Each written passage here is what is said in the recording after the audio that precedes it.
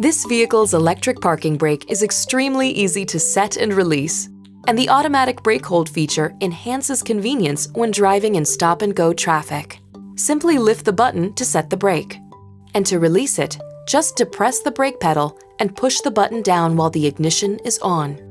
The electric parking brake will also release automatically when the accelerator is pressed, assuming the driver's seatbelt is fastened and the transmission is in gear. The automatic brake hold makes stop-and-go driving more convenient. Engage automatic brake hold by pressing that button located near the electric parking brake.